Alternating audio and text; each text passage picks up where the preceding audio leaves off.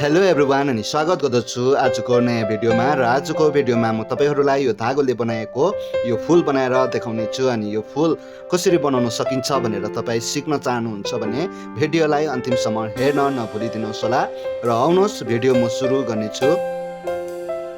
फूल बनाउनको लागि मैले यो एउटा पेन लिएको छु अनि यो रातो धागो मैले लिएको छु अनि यो धागोलाई यस प्रकारले म फूल बनाउने छु।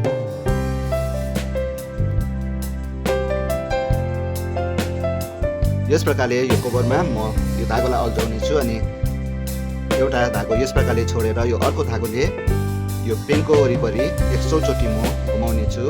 पेनको वरिपरि यस प्रकारले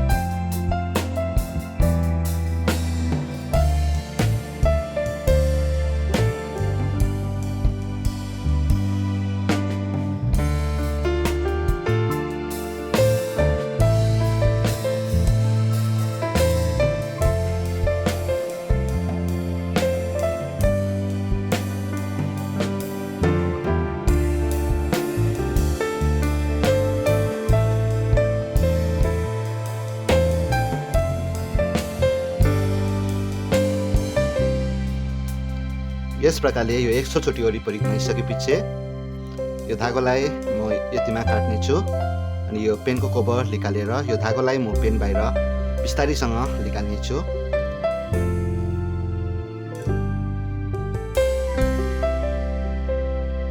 यस प्रकारले निकालिसकेपछि यो धागो पक्रेर यो धागोमा यस प्रकारले छिराउने छु।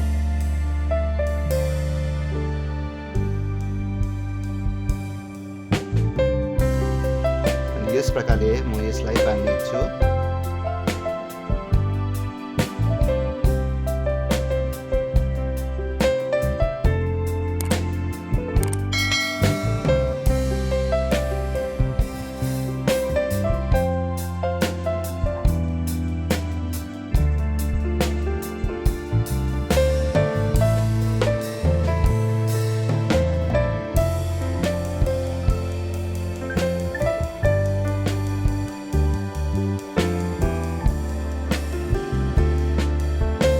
बाँधिसकेपछि यो लामो भएको धागोलाई म कैँचीले काट्छु